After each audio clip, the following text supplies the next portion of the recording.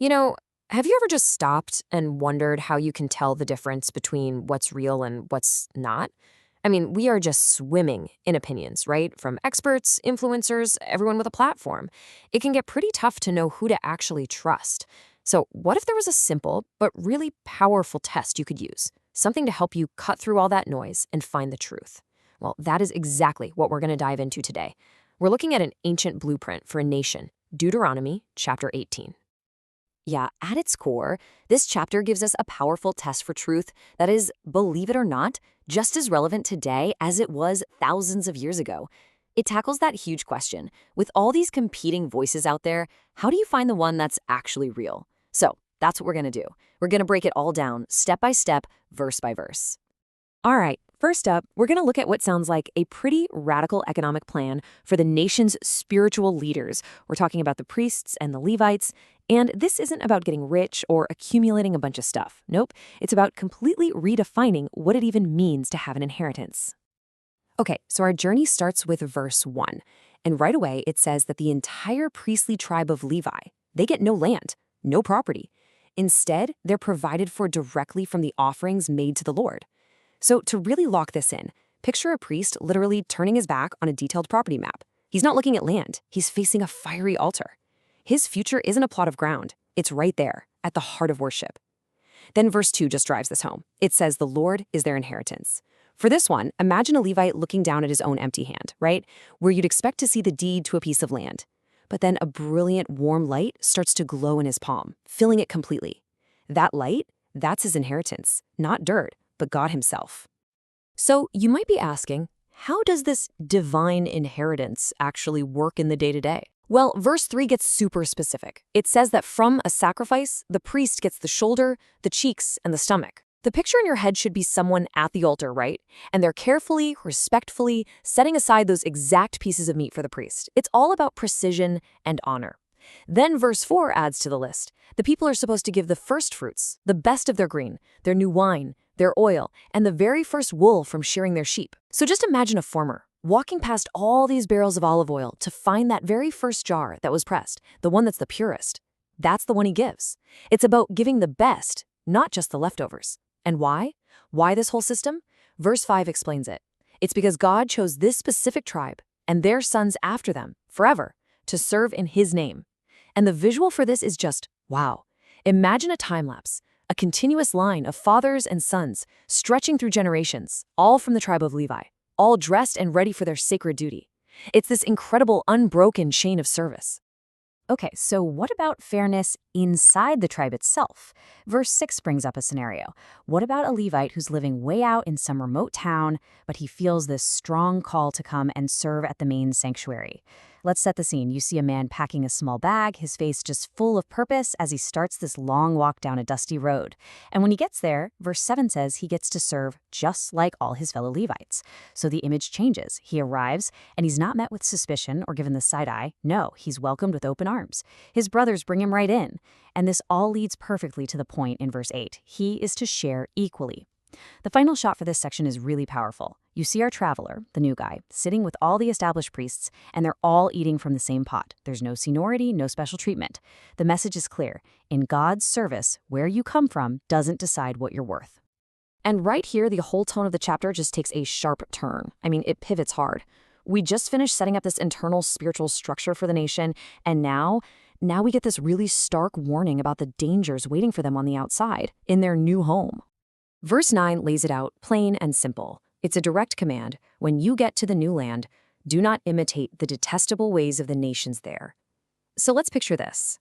The Israelites are standing on a high ridge, and they're looking down into this gorgeous, fertile valley. But as they look closer, they see the whole valley is dotted with these strange, flickering fires and weird, shadowy rituals. It's a powerful warning against just blending in with the culture around you, and you can see how that's just as relevant for us today, right? We're always being hit with messages from our culture, and this is a call to be careful not to compromise what we believe in. Then, verses 10 and 11 give this chilling list of exactly what those detestable practices are. And as I list them, just see these quick, sharp images in your mind. A parent yanking their child back from a huge fire, hands weaving some kind of dark spell, someone trying to read the future in a swirl of smoke. You see, all of these things have one thing in common. They're all about trying to go around God, trying to manipulate the spiritual world for your own benefit. And then you get to verse 12, and it gives the reason why this is so serious. It says it's because of these abominations that the Lord is driving those nations out. The image for this is a powerful, clean wind just sweeping through that valley we pictured, blowing away all the dark fires and shadows. It's cleansing the land. And then the chapter makes the contrast crystal clear. Verse 13 commands, "You must be blameless before the Lord your God." And for this, the picture is just a person standing tall, confident, their face clear, bathed in this beam of bright, pure light. Then verse 14 explains why this path is so different. It says the other nations listen to all those diviners, but for you, the Lord your God has not permitted you to do so. So let's contrast those two images. You have the one person in the light, and on the other side you have a group of confused people, huddled in the dark, with all these shadowy figures whispering and pulling them in different directions. It really shows the two paths, doesn't it? One of clarity and truth, and the other of confusion and darkness. Okay, so if the people are forbidden from turning to sorcerers and mediums and all that, then how are they supposed to hear from God? That's the big question, right? Well, this final section gives us the answer, and along with it, it gives us the ultimate test for truth. Verse 15. This is one of the most important promises in the entire Old Testament. Moses tells the people, "The Lord your God will raise up for you a prophet like me from among you." The image you want to lock in here is Moses standing in front of everyone, and he's pointing away from himself towards some future, unseen figure, someone who will have the same authority he does. It's a huge promise of continued, trustworthy guidance. But why was this even necessary? Well, verse 16 throws us back in time to that terrifying scene at Mount Horeb. It reminds us of the people just shrinking back in pure fear from the thunder and fire of God's presence, yelling, "Let us not hear the voice of the Lord, or we will die." You can just feel the terror, an entire nation begging for someone to stand between them and God. And God says, okay, he agrees to their request. In verses 17 and 18, he lays out the plan. "I will put my words in his mouth, and he will tell them everything I command him." The image for this is it's breathtaking. Picture a beam of light coming down from heaven, and it forms into glowing words that gently enter the mouth of this new prophet. The key thing here is that the words aren't his own. They're from God. Then, verse 19 explains the consequences for ignoring this prophet. "I myself will call to account anyone who does not listen." For this, just imagine someone deliberately turning their back while the prophet is speaking.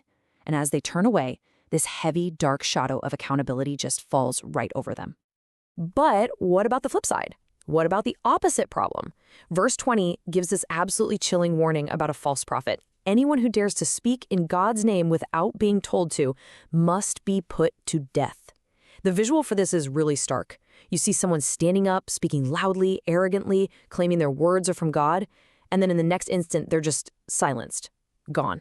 It really drives home how serious it is to claim you're speaking for God and exactly why a clear test is so important. And this all brings us to the practical climax of the whole chapter. In verse 21, the people ask the exact question we'd be asking. How can we know when a message has not been spoken by the Lord? So picture a crowd of people, and they've got these genuinely confused, questioning looks on their faces. They're all just looking for some way to be sure. And then verse 22 gives the test. It's simple, it's powerful, and it's undeniable. If a prophet speaks and the thing does not take place or come true, that is a message the Lord has not spoken. The perfect visual here is a split screen. On one side, you have a true prophet who says it's gonna rain, and you see the clouds gather and it just starts pouring. On the other side, you've got a false prophet who declares the city gate will fall at noon. But you watch the sun pass its peak and nothing. The gate is still standing, completely unchanged. The prediction failed. The prophet is a fake. And you know, that test, it's really a challenge for every single one of us, isn't it? It calls us to be discerning, to be patient, to actually be willing to wait for the proof.